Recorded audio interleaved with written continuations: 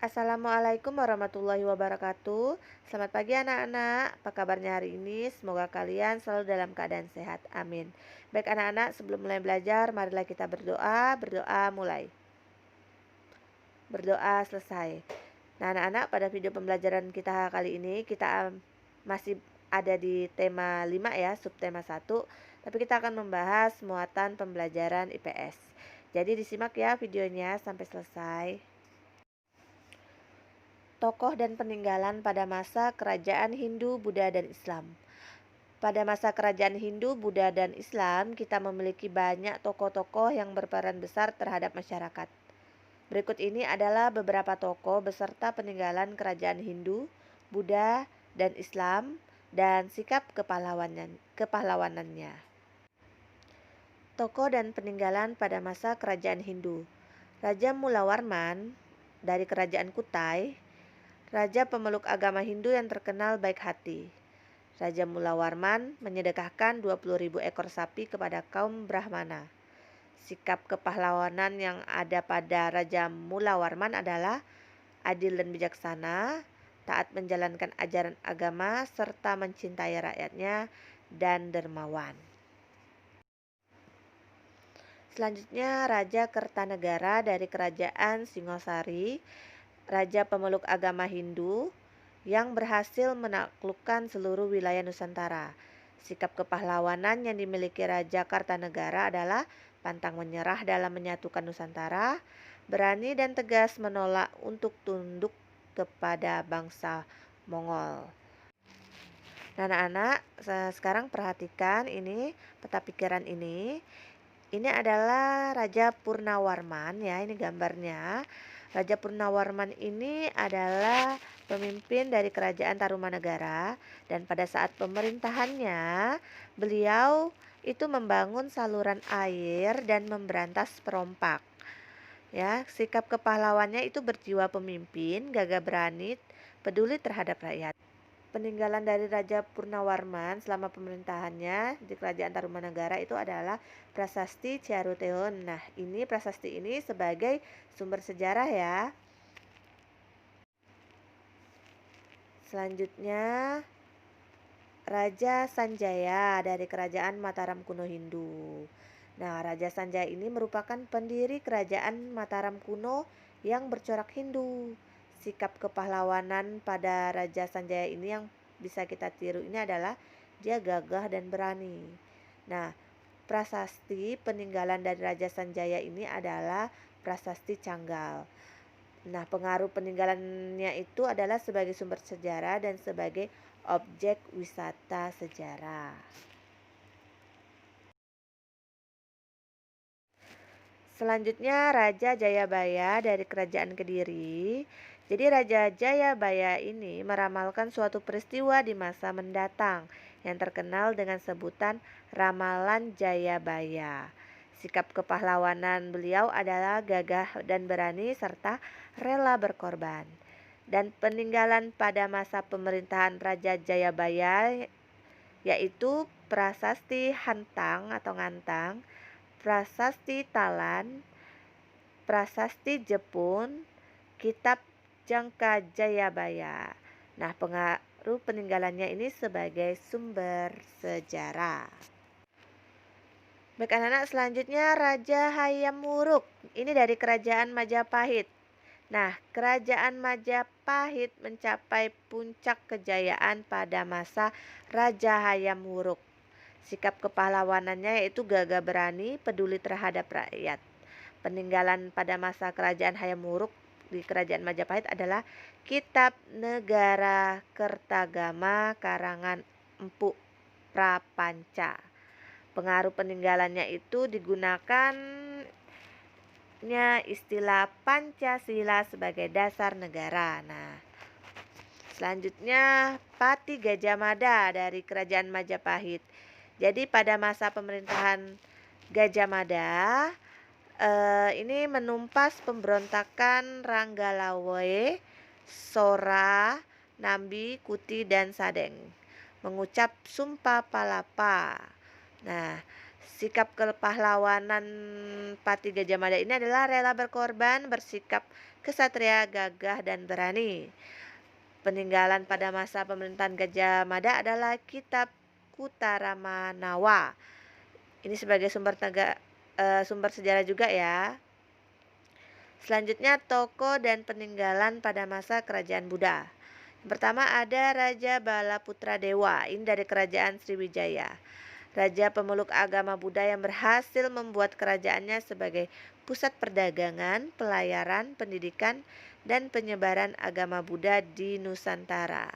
Sikap kepahlawanannya ini jujur dan disiplin dalam memimpin rakyatnya, adil dan bijaksana dalam menegakkan hukum. Nah, prasasti Kedukan Bukit ini merupakan peninggalan dari pemerintahan Raja Balaputra Dewa ya dari kerajaan Sriwijaya.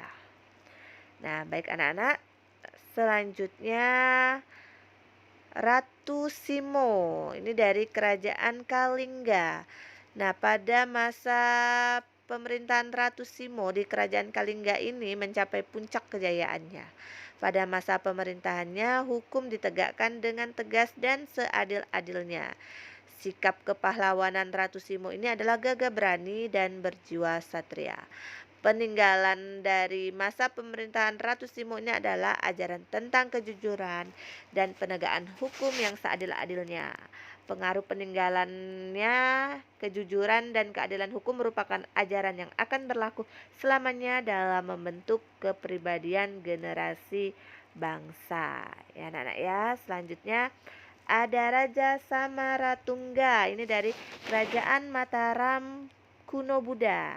Nah, Raja Samaratungga ini membangun Candi Borobudur saat pemerintahannya, ya. Jadi Candi Borobudur ini adalah peninggalan kerajaan Mataram kuno. Sikap kepahlawanan Raja Samaratungga ini adalah gagah dan berani, penuh semangat dan pantang menyerah. Pengaruh peninggalannya itu adalah sebagai sumber sejarah dan sebagai objek wisata sejarah. Selanjutnya ada Sultan Iskandar Muda, ini dari kerajaan Aceh. Nah, jadi Sultan Iskandar Muda ini adalah raja pemeluk agama Islam yang berhasil membuat kerajaan Aceh mencapai puncak kejayaannya. Sikap kepahlawanannya itu adil dalam menegakkan hukum, selalu mengutamakan kesejahteraan rakyatnya. Peninggalannya itu adalah Masjid Raya Baitur Rahman ya. Selanjutnya ada Raden Pata dari kerajaan Demak. Nah, Raden Pata ini raja pemeluk agama Islam yang menjadi penguasa pertama kerajaan Demak. Nah, peninggalannya ini adalah Masjid Agung Demak. Sikap kepahlawanan Raden Patah adalah menghormati kebebasan beragama serta berani melawan penjajah. Baik anak-anak, selanjutnya ada Sultan Malik Al-Saleh. Ini dari kerajaan Samudra Pasai. Jadi Sultan Malik Al-Saleh ini merupakan pendiri kerajaan Samudra Pasai. Sikap kepahlawanannya adalah gagah dan berani, penuh semangat dan pantang menyerah. Peninggalan dari pemerintahan Sultan Malik Al-Saleh di kerajaan Samudra Pasai adalah Nisan Sultan Malik Al-Saleh. Pengaruh peninggalannya ini sebagai sumber sejarah dan sebagai objek wisata sejarah dan religi sampai sekarang ya. Selanjutnya ada Sultan Ageng Tirtayasa, ini dari kerajaan Banten. Jadi pada tahun 1580 Masehi terjadi perselisihan antara Sultan Ageng Tirtayasa dan putranya Sultan Haji. Keadaan itu kemudian dimanfaatkan oleh VOC untuk melakukan politik adu domba. Sikap kepahlawanannya itu bekerja sama, rela berkorban, gagah dan berani. Kemudian berjiwa kesatria, penuh semangat dan pantang menyerah. Peninggalannya adalah sikap anti penjajah. Pengaruhnya peninggalannya sampai sekarang ini adalah sikap anti penjajah harus diterapkan sampai sekarang. Selanjutnya Sultan Hairun dari kerajaan Ternate. Pada tahun 1565 Masehi, Sultan Hairun menyerang Portugis tetapi ia terbunuh pada tahun 1570 Masehi. Sikap kepahlawanan Sultan Hairun adalah ikhlas berjuang, gagah dan berani, berjiwa kesatria, penuh semangat dan pantang menyerah. Peninggalan dari Sultan Hairun adalah sikap toleransi antar umat beragama, sikap anti penjajah, dan pengaruhnya pada sampai saat ini adalah sikap toleransi antar umat beragama dan anti penjajah masih diterapkan sampai sekarang. Selanjutnya ada Sultan Nuku dari Kerajaan Tidore. Kerajaan Tidore ini mencapai puncak kejayaannya pada masa Sultan Nuku. Kerajaan Tidore menjadi pusat pengembangan agama Islam di kawasan timur Nusantara. Sikap kepahlawanannya ikhlas berjuang, gagah dan berani, berjiwa kesatria, penuh semangat serta pantang menyerah. Peninggalannya agama Islam berkembang terutama di wilayah Maluku. Pengaruh peninggalannya lebih dari separuh penduduk Maluku dan Maluku Utara beragama Islam. Selanjutnya ada Sultan Hadiwijaya dari Kerajaan Pajang. Nah, Sultan Hadiwijaya ini merupakan pendiri Kerajaan Pajang. Sikap kepahlawanannya gagah dan berani, penuh semangat serta pantang menyerah. Peninggalannya adalah makam Sultan Hadiwijaya. Pengaruh peninggalannya ini sebagai sumber sejarah dan sebagai objek wisata dan religi. Selanjutnya ada Sultan Agung Hanyokrokusumo. Ini dari Kerajaan Mataram Islam. Jadi pada tahun 1628 dan 1629 beliau ini melakukan serangan terhadap VOC di Batavia, tetapi gagal karena wabah penyakit, kelaparan, dan tentaranya tercerai-berai dalam perjalanan pulang. Sikap kepahlawanan beliau adalah gagah dan berani, penuh semangat serta pantang menyerah. Peninggalan pada masa pemerintahan beliau adalah Masjid Kota Gede, Sastra Gending, dan kalender tahun Jawa. Pengaruh peninggalannya adalah sebagai sumber sejarah, sebagai objek wisata sejarah dan religi, serta kalender tahun Jawa masih digunakan hingga sekarang. Selanjutnya Sultan Hasanuddin dari Kerajaan Goa Talo. Kerajaan Goa Talo di Makassar mencapai puncak kejayaan pada masa Sultan Hasanuddin.